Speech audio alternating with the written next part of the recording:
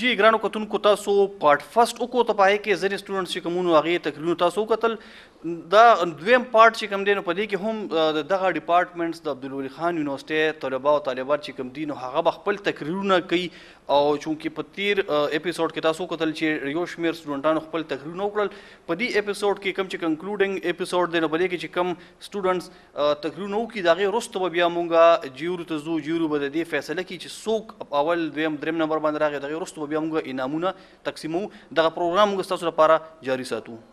ښه دا اشفاق احمد و ګرانو کتونکو د پښتو ډپارټمنټ سره د دې تعلق اشفاق په تقریر کې خبرې ډېرې زیاتې وکړلې تقریر ډېر اوږد خو دي د افغانستان حوالې سره ځینې خبرې وکړې تاریخي خبرې هغه موږ لږ متپایه باندې خبرې وکړو چې د روس راتګ افغانستان ته بیا اوس په تیره کې د امریکې چې کوم راتګ دی افغانستان ته نو ستاسو خبره بالکل ټیک ده چې امریکې ته هم حق نه رسي افغانستان کې راشي یا بل هېڅ ملک ته خو په افغانستان کې هم ځینې داسې حالات پیدا شوي وو چې د هغه ځای نه ټولې دنیا ته ترهګري کېده او دا نن چې زموږ کوم پروګرام دی دا موږ کو بیسیکلي بنیادي توګه باندې د ترهګرۍ خلاف پښتنو ته نه خو داسې چې کوم تیر وخت کې پاپیسي یا چې کوم مولایت ورته پکار دی پښتنو ته تعلیم یافته قیادت پکار دی پښتنو ته تعلیم پکار دی او نثار افغان تاسو چې کوم خبره وکړله چې ګنې پښتانه کمزوري پښتانه نه دي کمزوري پښتانه خو ماشاءالله په عبدالله خان یونیورسټۍ کې دي په پېښور یونیورسټۍ کې دي دلته خو په دومره یونیورسټۍ په دې خیبر پښتونخوا کې جوړې شوې جوړېږي لګیا دی سکولونه آباد دي زموږ کالجونه آباد دي نو موږ کمزوري نه یو البته وخت لږ به لګي په دې کې انشاءالله او نن سبا چې کوم کنسپټ دی یا چې کوم هغه کوم ګورو د جنگ یا د زور یا د طاقت نو هغه نه افرادي قوت دی او نه لکه تیر وختونو کې چې جنګونه کېدل دا د ساینس او ټیکنالوژي دور دی زما په خیال باندې واړه قومونه واړه ملکونه په دې دنیا کې ډېر مخکې دي د لوی ملکونه هندوستان یو نیم سل ارب آبادي ده دغه شان خو په کار خو دا وکړي چې آبادۍ په لحاظ سره زور په لحاظ سره دا به دنیا کې به دا یو لیډر رول پلی کوي خو د دې نه د انګلینډ وړوکی غونته ملک دی جرمني وړوکی غونته ملک دی کینیډا وړوکی غونته ملک دی دا ډېر واړه ملکونه دي خو دوی د ساینس او ټیکنالوژي په بنیاد باندې نن په ټوله دنیا باندې د هغې سې چې کومه ده په انټرنیشنل پالیټکس کې هغه شته نو دا خبره ده خو موږ به کوشش کوو چې کوم نور پارټیسپینټس دي نو هغوی ته هم موږ مکور کړو او اوس به موږ د فزیکل ایجوکیشن ډپارټمنټ او موږ د دې بیا شکریه ادا کوو چې د دې کوم سټاف دی کوم مینجمنټ دی موږ سره ډېر زیات په دې پروګرام را جوړولو کې په ترتیبولو کې موږ سره زیار باسلی دی د دې ډپارټمنټ محمد تیمور اشرف ته زه بلنه ورکوم چې راشي او موږ ته په دې چې کوم موږ ټاپک ایښودی دی یا موضوع په دې باندې موږ ته خپل سپیچ وکړي محمد تیمور اشرف راشي.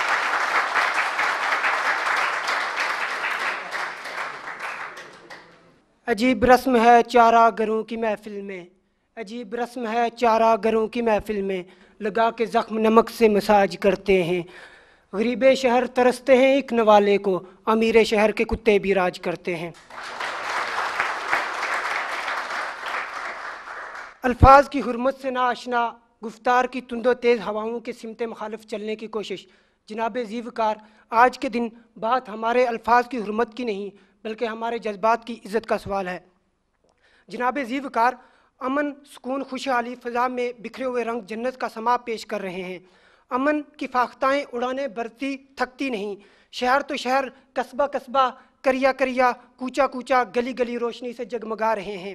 انسان تو کیا جانور بھی اپنی کچاروں میں خدا کی نعمتوں سے محظوظ ہو رہے ہیں. ایسے میں ریاست کے ایک صحرا میں ایک مفلس بچہ فاقوں سے مر گیا. وزیر اعلیٰ مستعفی. دہشت گردی سے ہلاک ہونے والے اے پی ایس کے بچوں کی لاشیں چوک میں لائی گئی. گورنر مستعفی. سرحدی علاقوں میں ایک غیر ملکی جاسوس کی موجودگی پر سپہ سالار مستعفی. ریاست کے سب سے بڑے صوبے میں ایک مزارع نے اپنی بیٹی کے ہاتھ رنگنے کے لیے گردہ بیچ دیا. وزیر خزانہ مستعفی. عدالتی نظام سے مایوسی ایک بیوہ کی خود سوزی پر منصف اعلیٰ مستعفی. اس ریاست کے وفاقی دارالحکومت میں ایک کتا بھوکا مر گیا تو عالی وقار وزیر اعظم اسلامی جمہوریہ پاکستان مستعفی. میں ایسی ریاست کا باشندہ ہونے پر اقوام عالم کے درمیان سبز ہلالی پرچم لہرا رہا ہوں کہ عالی وقار میری آنکھ کھل گئی. میں دیکھتا ہوں کہ چاروں سو دھواں آگ راکھ برق شرر شہر کا شہر در بدر. میرے وطن میں دہشتوں کے وحشتوں کے سائے میں، میرے وطن میں دہشتوں کے وحشتوں کے سائے میں، یہاں پر تحریکین ظلمتوں نے گھر بنائے ہیں، وطن کی مائیں بیٹیاں پکارتی ہیں لا اعلیٰ ماں، یہاں تو پھول تھے یہ خار کیسے آئے ہیں۔ علی وقار یہ جو میں نے خواب دیکھا، اس کے جواب علی وقار میں دیکھتا ہوں کہ تھر میں ایک نہیں ہزاروں بچے بھوک کا نوالہ بن گئے، مگر شاہ وقت نے کہا یہ بھوک سے نہیں غربت سے مرے ہیں۔ علمدار چوک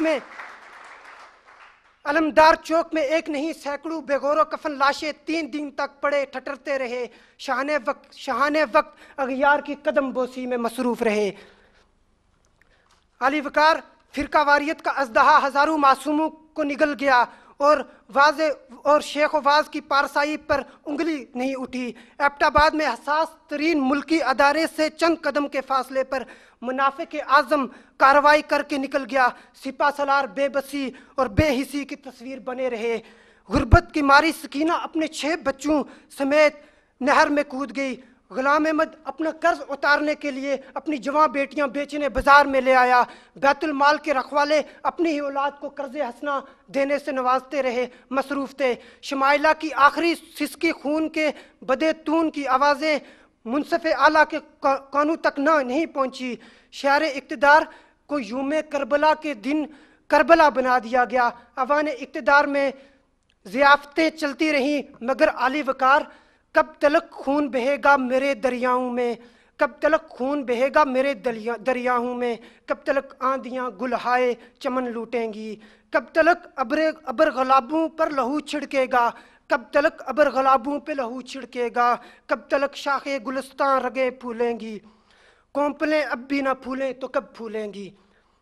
علی وقار یہی وقت ہے کہ ہم عزم کر لیں کہ ہم شاہ زیب، سکینہ اور فہیم اور شمائلہ اور اے پی ایس کے بچے نہیں بنیں گے۔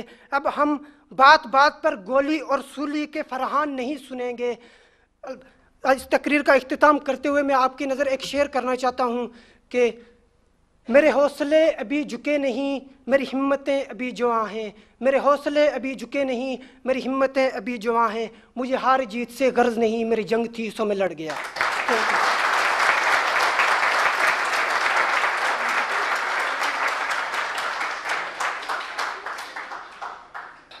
گرانو قدرمنو کتونکو دا و محمد تیمور اشرف د فزیکل ایجوکیشن ډپارټمنټ ډېر ښه کانفیډنس سره هغه چې کوم ادایګي وه یا ډیلیوري وه نو هغه ډېر بهترین و.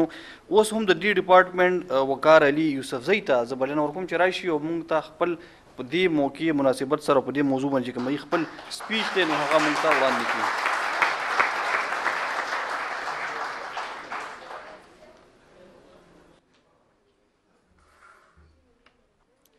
Bismillahir Rahmanir Rahim. Mr. President and my honorable teachers and my dear fellows, Assalamu alaikum.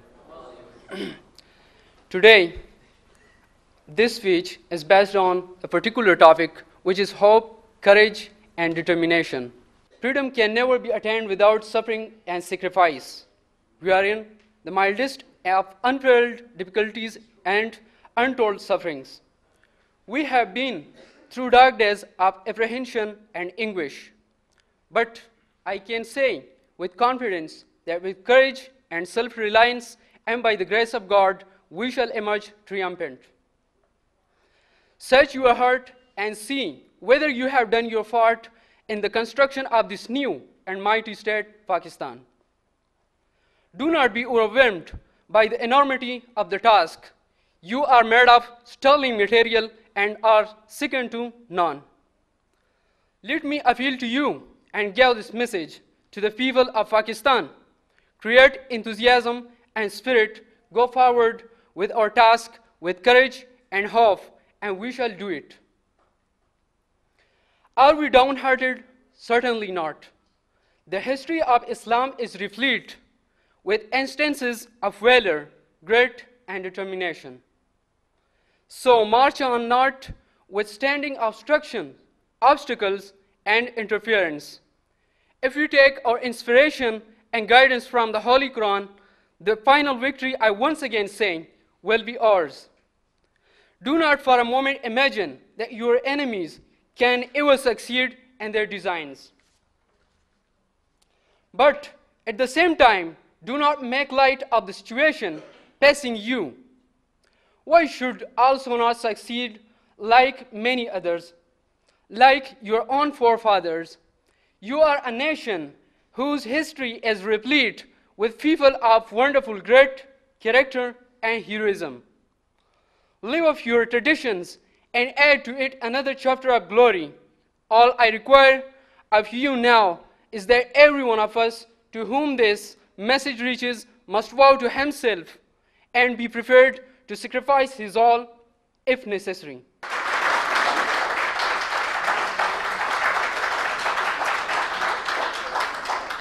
In building up Pakistan as a bulwark of Islam and as one of the greatest nations, whose ideal is peace within and peace without. Keep up your morale.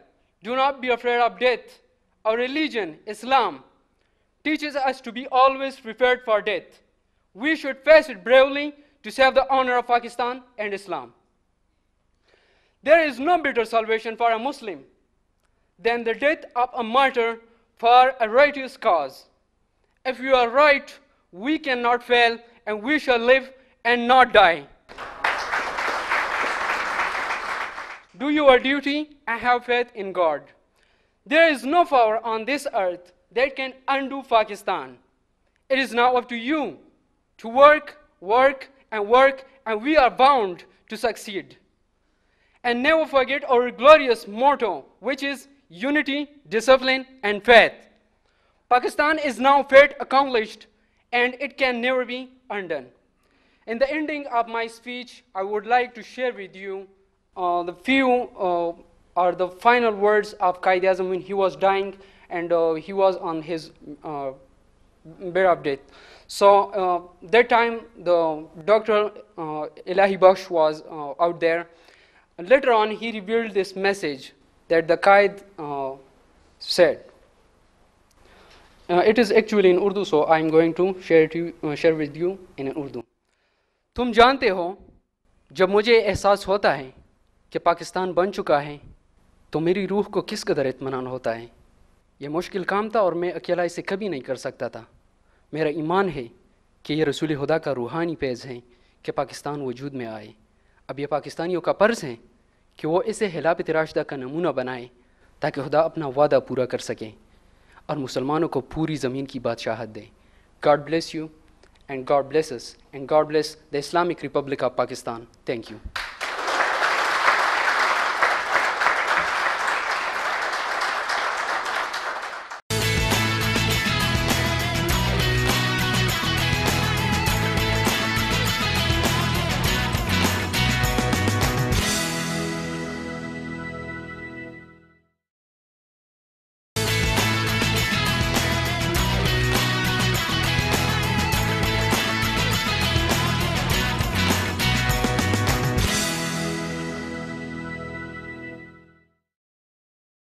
جی ګرانو کتونکو وقار علي یوسفزئی ښه طریقې سره ښه کانفیډنس سره دغه سپیچ تاسو مخې ته کېښود.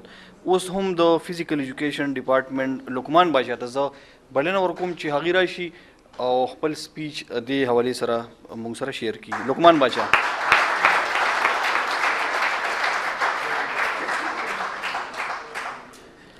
Start from the name of Allah, the most merciful and mighty. Respected sir, honorable guests, and dear fellow, Assalamu alaikum. My speech is about hope, determination, and courage. Hope, determination, and courage. These are the qualities that give a nation honor, progress, property, and power. While the absence of these qualities cause fall of a nation. Honorable sir, if we look back at the history of the world, the nations that had such qualities were prosperous, powerful, and progressive, like Muslims of the Greek. But when they derived from these qualities, they got nothing but they got nothing but poverty, anarchy, and a worse pall. Mr. President, on another hand, if we look the world of today, there is developed countries and progressive countries that have progress, but not by sheer determinations, courage, and hope for the better. Mr. President, it was hope, determination, and courage that made Quaid-e-Azam make a separate and independent homeland for the Muslims. Mr. President, it was sheer determinations and courage that made Abraham Lincoln the curse of slavery, that made slaves free from the slaveries of others. Honorable Sir, it was only these qualities when the Muslims were the torch barrier of peace progress. Dear audience, indeed, it is the courage that makes a nation come out of its difficulties. It is the determinations that make a nation not to be derailed from the right path, from the path of progress and prosperity. And the last but not the least, it is hope that reaches a nation to prosperous and powerful in the world. In short, Mr. President, if we want to see our nations progressive, powerful, and prosperous, we will have to be determined, hopeful, and courageous. Wassalam.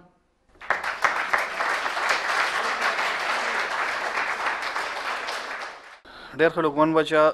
عثمان خان د فزیکل ایجوکیشن ډپارټمنټ موږ سره بل پارټیسپینټ دی، نو هغوی دې راشي پلیز او خپل سپیچ دې موږ سره شیر کړي. عثمان خان.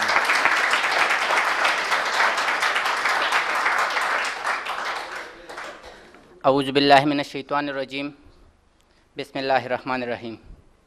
زما خوږو مېلمنو، عزتمندو استادانو، عزتمندو جیوریز او زما ورونو خویندو، السلام علیکم.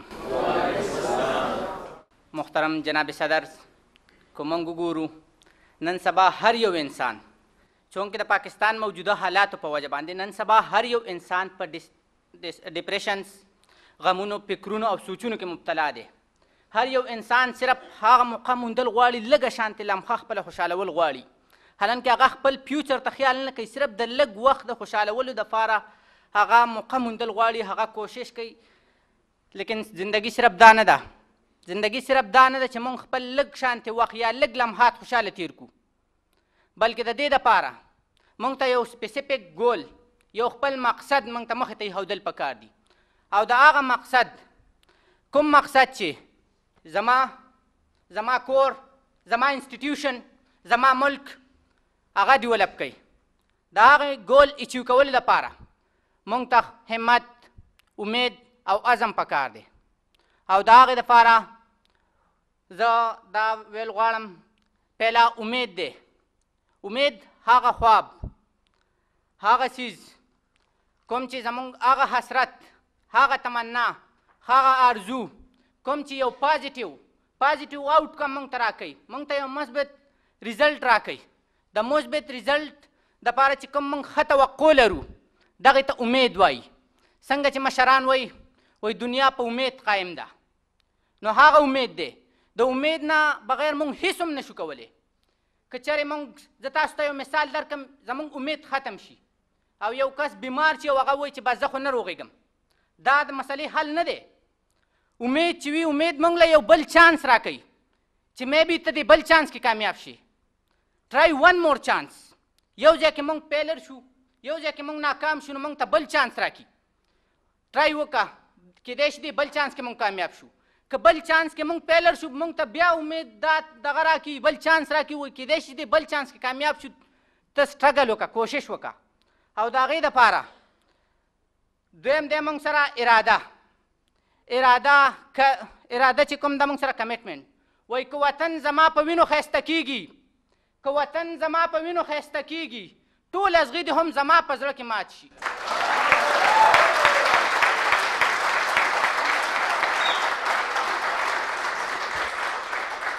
اراده هغه چیز دی کوم چې یو انسان د یو خاص مقصد د حاصلولو لپاره کم کوشش کوي یا کومه اراده وکړي یا یو مضبوط او اټل فیصله وکړي هغې ته اراده وایي.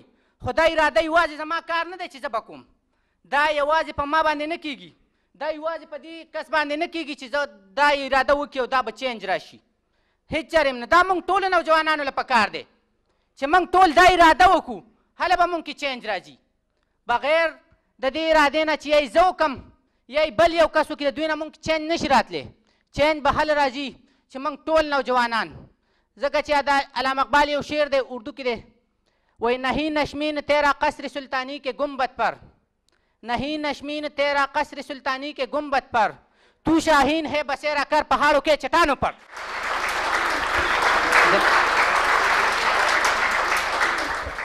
جناب صدر، دریم نمبر دی موږ سره همت.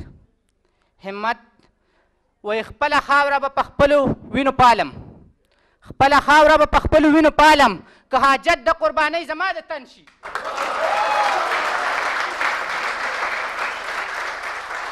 همت یو داسې څیز دی کوم چې موږ ته په سختو حالاتو کې د مقابلې دغه راکوي، جرأت راکوي. همت یو داسې څیز دی چې موږ ته په انګلیش کې بریوري هم ویلی شو.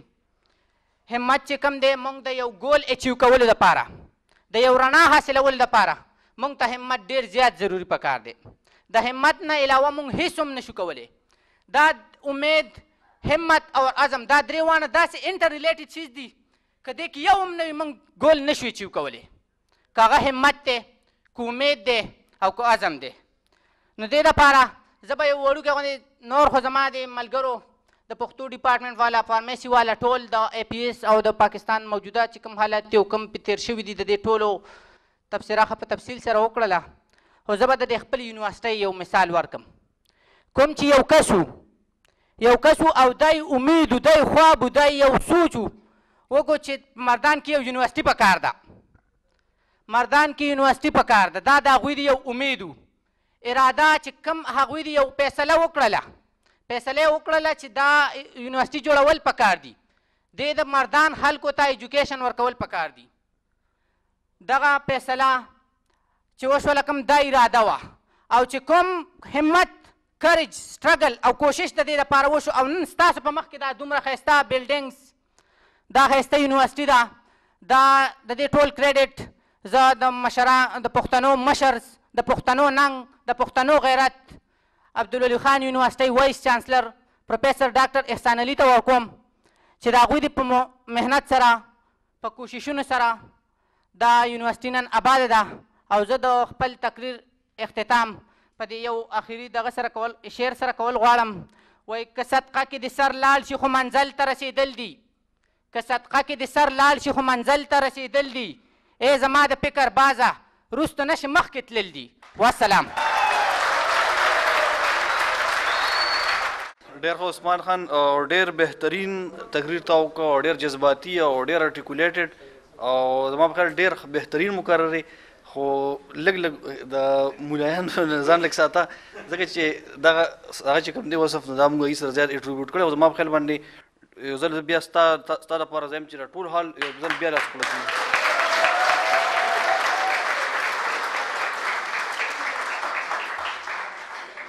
ښه ګرانو کتونکو، موږ سره بل یو سټوډنټ محمد صفوان هم شته د فزیکل ایجوکیشن ډپارټمنټ، خو د سایکالوجي ډپارټمنټ نه الینا خالد بیبي هغه موږ سره ده، که هغه وي په حال کې چې هغه راشي.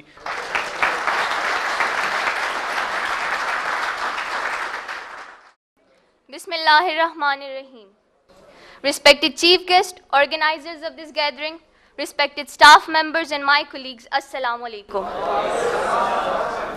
Today the topic on which I am going to shed some light is hope, determination and courage. But before defining conventionally this term, I would narrate a short story about which all you may aware, and this will explicitly define what my topic actually is. Etizaz Hassan, a grade 9 schoolboy having Spartan courage who sacrificed his life while preventing a young suicide bomber from entering his school where students were holding the morning assembly. He was late for school that day. He and his two friends were waiting outside the school, who knew them being late was going to save the lives of 700 innocent children inside that school. Hassan could have run away, but he did not. He was committed and bold and believed that it was his duty to save the students and his school. On that day, this 15 years old, shining and strong student's sacrifice made his mother cry, but saved hundreds of mothers from crying for their children. It made his father cry, but saved hundreds of fathers from crying for their children. As his father later said, he has been chosen as Herald's Person of the Year for 2014. Let's give him a medal of courage and patriotism. This spirit, respected judges, this spirit is called courage and determination. Everybody sitting in this colossal gathering can give us tons of examples of patriotism and courage. I can hear the trembling voice of your hearts whispering and giving examples of patriotism. I can hear your voice narrating the example of Tahira Qazi, a venerable principal of Army Public School who sacrificed her own life while trying to protect the children and jumped forward in front of the militants and said, "I am their mother, talk to me."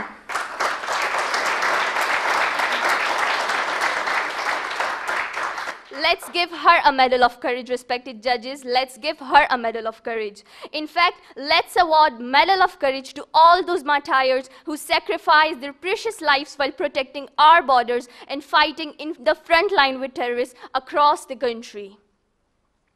Respected judges, a few examples would suffice to drive the point home. Take the life of Prophet Muhammad sallallahu alaihi wasallam. How he felt all the hurdles while preaching. Arabs left no stone unturned in giving him pain.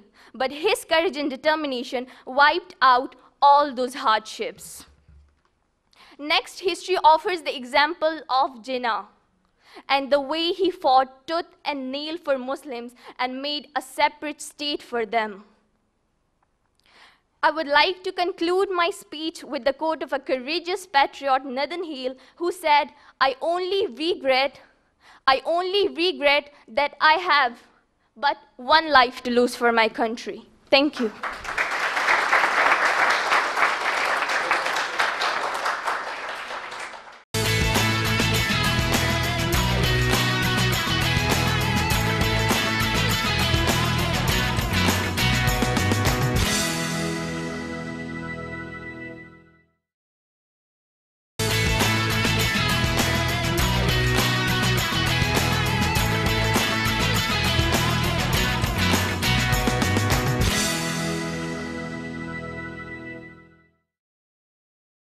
پښتون یا پاکستاني د ټول مخکې چې کوم سوچ دی نو هغه دا دی چې موږ به خپل هر بچی څنګه تعلیم یافته کوو، موږ به هر بچي ته څنګه په کومه طریقه باندې په کومو لارو چارو باندې به موږ هغه ته تعلیم رسو، هغه به د دې دنیا کې چې کوم زغل دی په هغې کې به نورو اقوامو سره موږ رابرابرو. زما په خیال له ټول نه ایز ا سټوډنټ خو موږ ته دا پکار دی چې ټول نه مخکې زموږ کوم ډیوټي ده، کوم فرض دی، نو موږ خپل تعلیم حاصل کړو.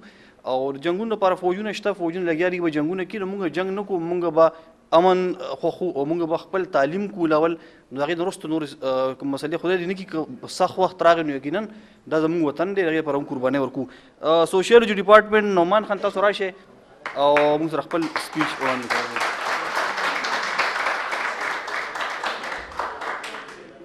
اعوذ باللہ من الشیطان الرجیم. بسم اللہ الرحمن الرحیم. Start with the name of Allah, who is most merciful and almighty. And it's a big honor for me that I am here in the front of you people, because I am nothing without my difficulty, I am nothing without my God. Thanks to all teacher, respected guests, and as well as students, and I pay salam to ABT Khyber that provide a nice platform for us people. Mean that for us.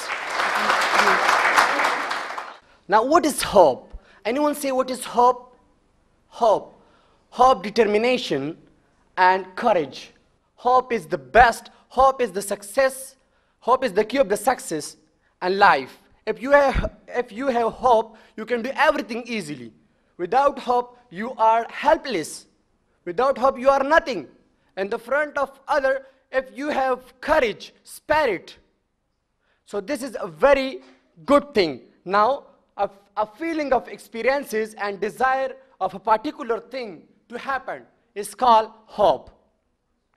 And a feeling of trust and our private friendship. Trust is the most important thing in your life.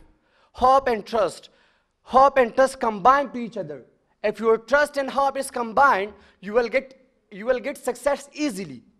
But this two things is so important in your life. Now, hope is also comprehension. What is comprehension? Understanding of other people. If you are understanding to other people, if you understand everything, this is the main thing. If you understand every person, you understand the nature of the people, what the people want, not what you want.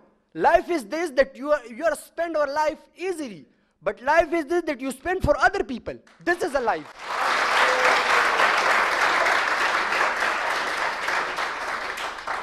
And I give also example of the Holy Prophet Muhammad Sallallahu, because the Holy Prophet Sallallahu have determination, hope, and everything.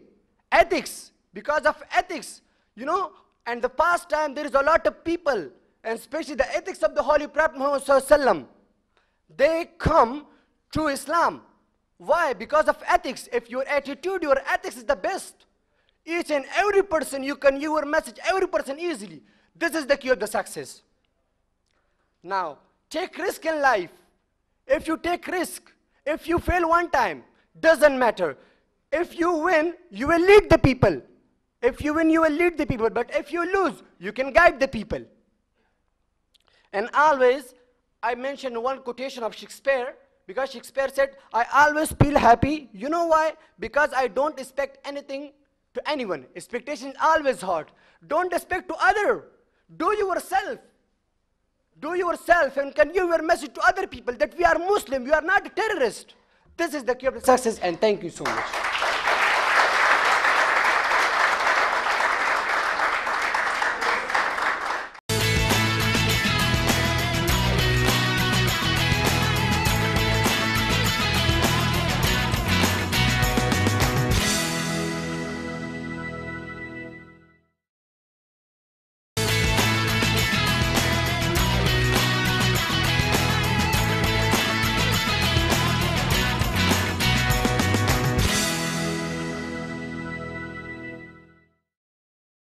نومان یور ابسلیوټلی سټننګ اور ډیر بهترین پرفارمنس وستا ګران کوتونکو موږ سره د نن چې کوم پروګرام دی د دې لاست پارټیسپینټ جهانگیر خان چې تعلق چې سوشیالوجي ډپارټمنټ سره دی نو هغه برازي او موږ ته خپل سپیچ وړاندې کړي نو رستو بیا موږ جیوري وزیر نه خبرې کوو. بسم اللہ الرحمن الرحیم. معزز اساتذہ کرام، پیارے دوستو، معزز مہمان اور محفل صدر، السلام علیکم. انداز بیاں گرچہ میرا شوق نہیں ہے، انداز بیاں گرچہ میرا شوق نہیں ہے، شاید کہ اتر جائے تیرے دل میں میری بات. عزت مآب صدر محفل، میرے تقریر کا عنوان ہے عزم، ہمت اور امید. ارادے جن کے پختہ ہوں، ارادے جن کے پختہ ہوں، یقین جن کا خدا پر ہو. تلا تم خیز موجوں سے، تلا تم خیز موجوں سے، وہ گھبرا نہیں کرتے.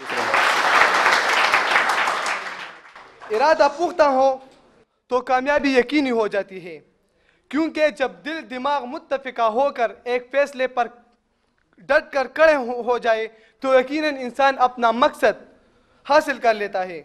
جیسے کہ تاریخ سے ثابت ہے کہ جب طارق بن زیاد نے دریا پار کیا تو اس نے کشتیاں جلائیں تاکہ مجاہدینوں کا ارادہ مصمم ہو جائے.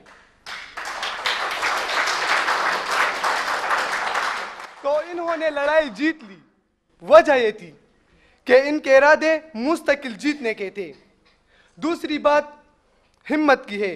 تو ارادے کے ساتھ ساتھ محنت کرنا ایک ایسی لازمی بات ہے جیسے زندگی کے لیے سانس ہے. اگر ارادے بلند ہو، عظیم ہو اور اس کے ساتھ محنت اور مشقت شامل حال نہ ہو تو ارادے ختم ہو جاتے ہیں. مطلب محنت ہی سے ارادہ عملی شکل اختیار کر لیتا ہے اور انسان اپنا مقصد پا لیتا ہے. جیسے کہ غالب نے فرمایا ہے, ہمت کرے انسان تو کیا ہو نہیں سکتا, ہمت کرے انسان تو کیا ہو نہیں سکتا, وہ کون سا مشکل ہے جو حل ہو نہیں سکتا. خدا بھی انہی لوگوں کا مدد کرتا ہے جو اپنی مدد آپ کرنے کے قائل ہو. محنت عظمت کا دوسرا نام ہے. عظیم لوگوں کے تاریخ کا اگر مطالعہ کیا جاتا ہے تو معلوم ہو جاتا ہے کہ وہ اپنے اس عظیم حالت پر پہنچنے کے لیے کن دشواریوں سے گزرے ہیں. مطلب یہ کہ محنت کرنے والوں کے راستے میں جو بھی رکاوٹ اور مشکلات آئیں گے وہ اسے گھبرائیں گے نہیں, بلکہ ان کا بڑے حوصلے سے مقابلہ کر کے اپنی محنت کو مستقل شکل دیں گے. تب ہی جا کر وہ کامیابی سے ہمکنار ہو جائیں گے. جو لوگ محنت چھوڑ دیتے ہیں وہ سب کچھ تقدیر و نصیب پر ڈال دیتے ہیں. ان میں کوئی شک نہیں کہ ہماری زندگی کی ہر حرکت, حتیٰ یہ کہ آنکھوں کی ایک جھپک بھی ہمارے اللہ کے قبضے قدرت میں ہے. جو لوگ کام نہیں کرتے, علامہ اقبال ان لوگوں کے لیے فرماتے ہیں, تقدیر کے قاضی کے پتوا ہیں ازل سے, تقدیر کے قاضی کے یہ پتوا ہیں ازل سے, ہے جرم ضعیفی کی سزا مرگ مفاجات. تیسری بات امید کی ہے, تو امید اللہ ہی سے کرنی چاہیے جیسے کہ ہم کرتے ہیں, کیونکہ اقتدار اعلیٰ کائنات میں صرف اللہ کا ہے. تو امید اسی ذات سے کرنی چاہیے جس کے قبضے قدرت میں ہم سارے کائنات ہے. وہی اللہ جو ہمارا خالق مالک اور مختار کل ہے. ہمارا ہر کام اللہ ہی سنوارتا ہے, اسی لیے ہمیں زیب بھی وہی دیتا ہے کہ ہم اپنے امید اللہ ہی سے وابستہ رکھیں. جیسے کہ ایک عاشق اپنے محبوب سے کہتا ہے,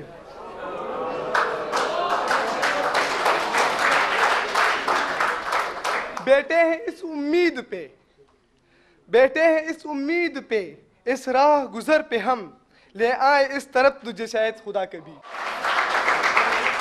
مختصراً یہ کہ ارادہ پکا ہو, ہمت مضبوط ہو اور امید باندھ رکھی جائے, تب مناسب ہے کہ ہمیں اپنا مقصد مل جائے. والسلام.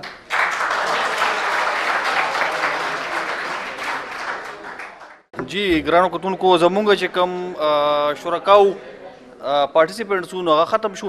زموږ جیوري درې وړه ممبرس که راغلي سټیج ته, نو ای مننه به شروع کوم په نامه د خالق کائنات چې بخونکی او مهربانه دی. د ای وی ټي خیبر د ملګرو ډیره مننه چې دوی راغلي دي او د عبدالولي خان پوهنتون دې زده کوونکو ته دا مقرر په لاس کړې ده چې هغوی د خپلو خیالاتو اظهار وکړي. ما سره خپل ملګري ډاکټر صاحبان د جیوري کې شامل وو. د اول موږ د پښتو نتیجه د هغې اعلان کوو. په دې کې د پښتو نتیجه داسې ده چې په دې مقابله کې ډیرو ماشومانو بچیانو شرکت وکړو, خو د اخیری نتیجې مطابق د فارمیسی ډپارټمنټ فاطمه دا اول پوزیشن اخیستی دی.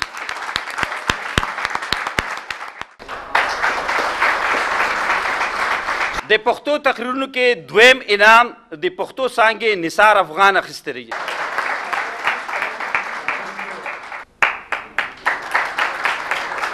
د انګلیش ډېره ښکلې مقابلو شوه, ډېر زه خوشحاله شوم او په هغې کې اولنی انعام حقدار چې دی نو الینا د سایکالوجي ډپارټمنټ. دا یو زبردست د انګریزي اکسنټ لري اور دا د نورو مقابلو توان هم لري که چېرې د پاکستان په سطح باندې کېږي. د انګریزي دویم انعام د فارمیسي څانګې منصور اخیستی. د انګریزي دریم انعام د هیلث اینڈ فزیکل ایجوکیشن څانګې وقار خان اخیستی دی. د اردو چې کوم تقریب مقابلو شو نو په هغې کې اولنی انعام د هیلث اینڈ فزیکل ایجوکیشن څانګې تیمور خان اخیستی دی. جی ګرانو قدرمنو کتونکو, تاسو زمونږ په عبدالولي خان یونیورسټۍ کې پروګرام تاسو وکوتو او زه د دغه مشرانو ډېره زیاته شکریه ادا کوم.